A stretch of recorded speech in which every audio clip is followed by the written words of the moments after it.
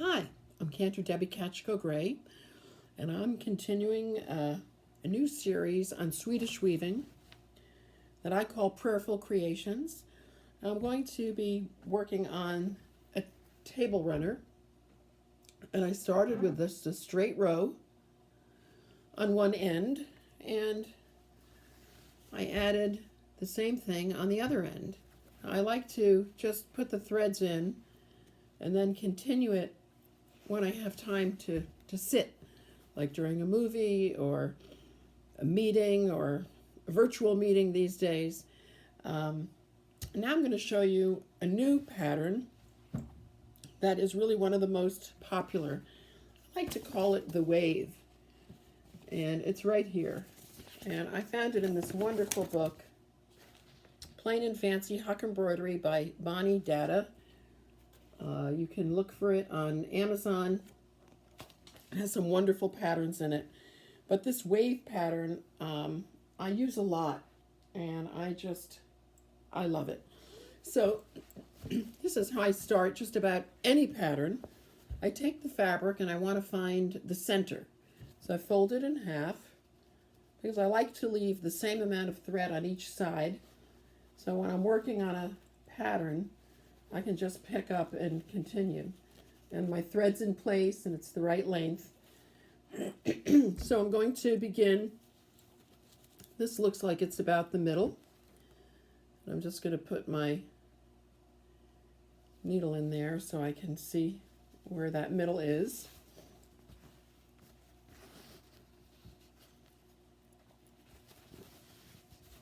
It's about there. So this pattern, which I'll show you another example of it, basically I start here and I count 2 floats over. So you can see them right here. I count 1, 2, and then up. 1, 2, and up, and then down and over 2. So I'm basically making these, or little mountain tops, little half triangles, however you want to describe it. And then every other thread that goes in just really follows that pattern on a diagonal to the left or to the right. So let's do it. So I put my thread in here, and I'm going to pull it so I have the same amount on either side. And I'll leave that for another day. So now I'm going to count. Make sure you can see this.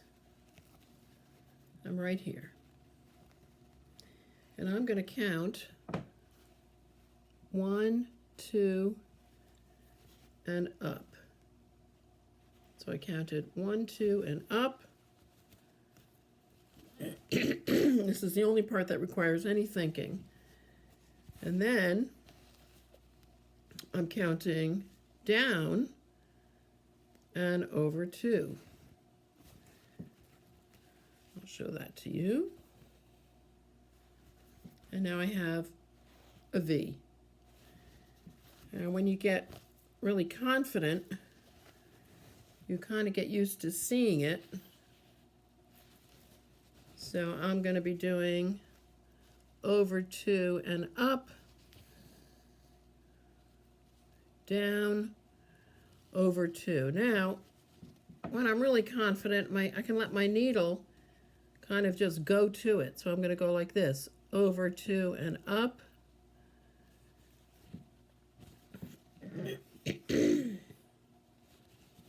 And I know where to go down, and over 2,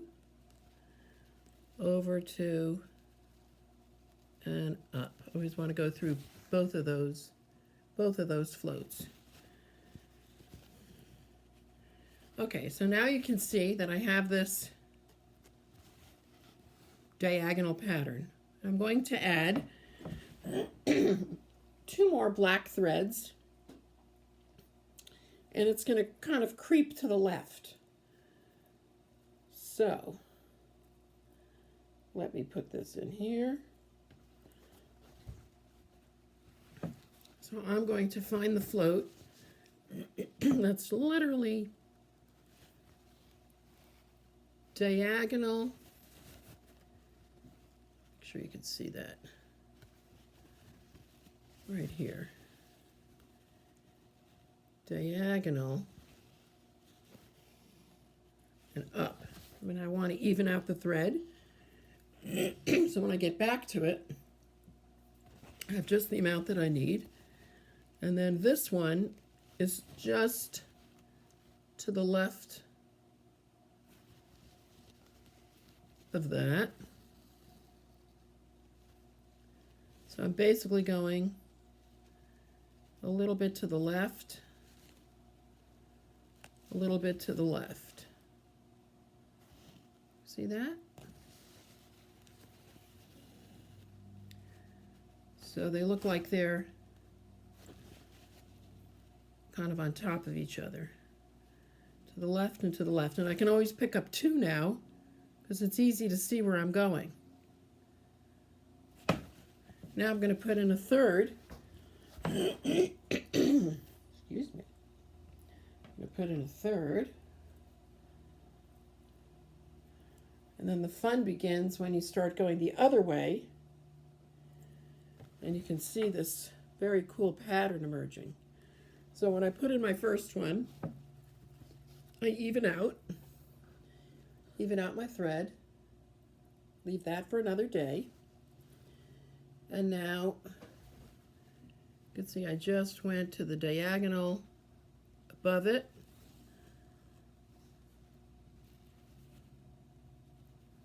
Diagonal, diagonal. Okay? Now, I'm going to add another color.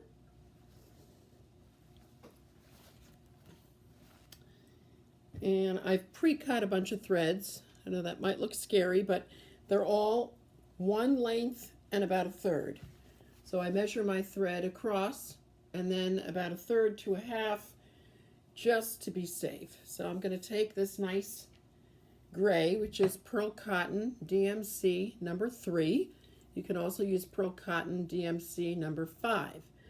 There are a lot of different thin threads that you can use, which make it really interesting to have different textures. So you can mix up the 3 and the 5. The 3 is a little bit thicker.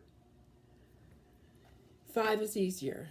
This number 8, this is a number 8, which is really thin. I actually prefer number 5, but this is what I had in black at home, so that's what I'm using.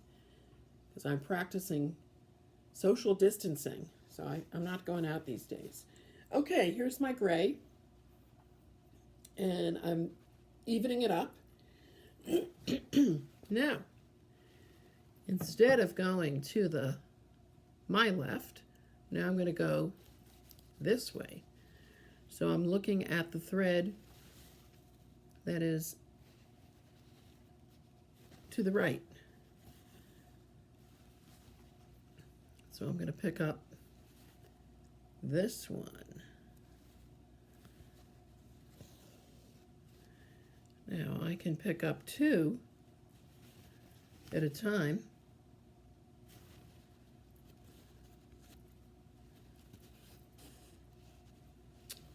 And you can see that it's starting to move now in a different direction. So let me put a second one in and we'll see how that is looking. Okay. This one is going to go here. I could put 2 in. I could do 2 at a time. But I always have to even up my thread because I want to make sure I have the same on either side. Okay, so now I'm going to continue going to the right.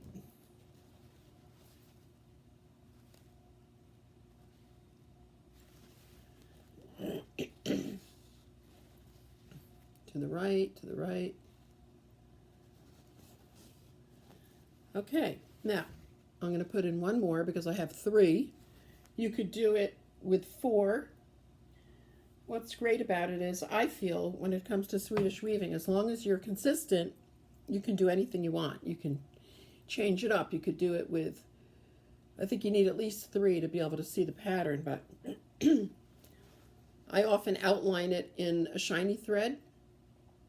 So when I'm done with this, I think I'm going to outline it in a shiny silver ribbon floss because I love adding shiny threads. I think it makes any kind of pattern pop. All right, now I'm putting in my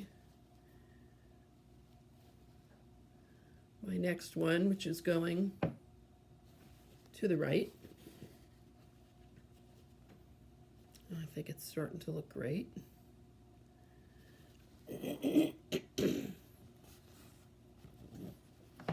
All right.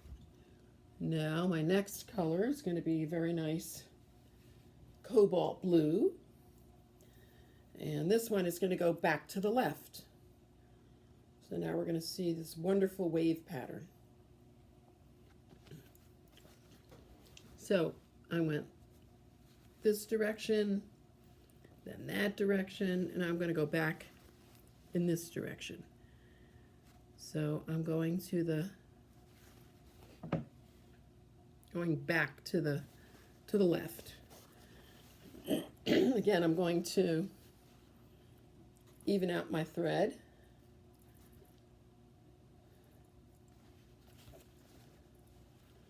And now I'm going to the left. And you can really see the contrast when you put in a new color. Let's clean it up so you can see. See? And I'll add another blue.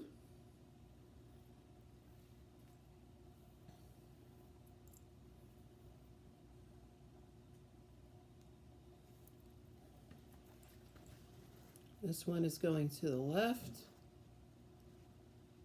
to the left. See that?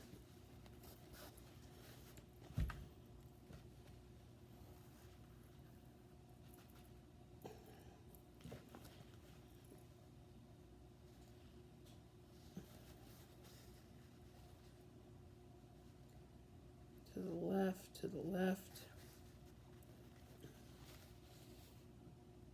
Okay, now I'm going to do the final one.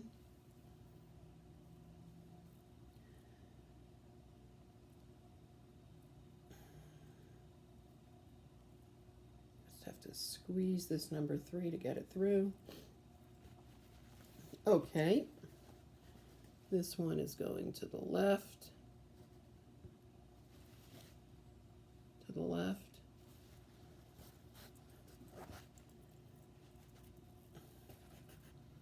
Evening it up. And I think I'm going to add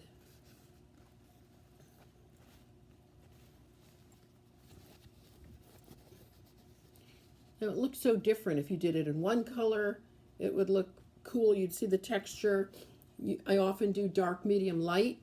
I'm using these 3 colors just because I think they'll look nice together, and starting this for a friend, and she wanted these colors, so I think it's going to look great.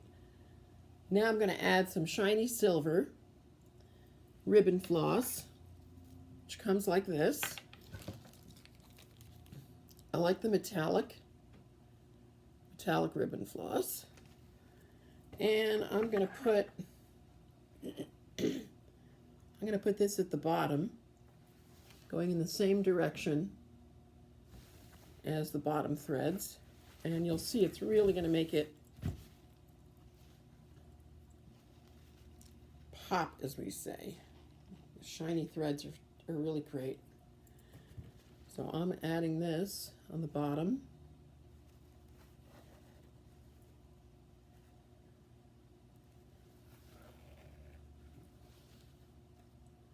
And I'm going to add it on the top.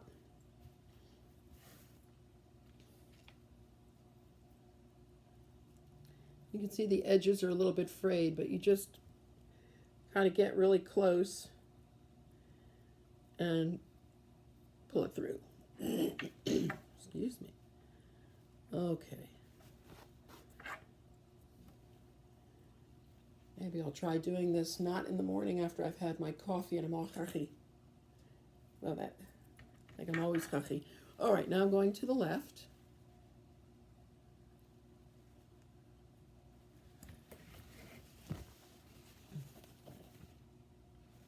And I'm adding this on top. And wow, I think this looks terrific, if I may say so myself. So there's the beginning. And it's all set for sitting down and relaxing and continuing one side and then the other. So that's my YouTube tutorial for today, and I'll try and do a few more. I'll show you what I'm going to be working on next, and that's a talit. That takes a lot of time, but I'm going to show you step by step how you can make one too. Thank you very much. Enjoy Prayerful Creations.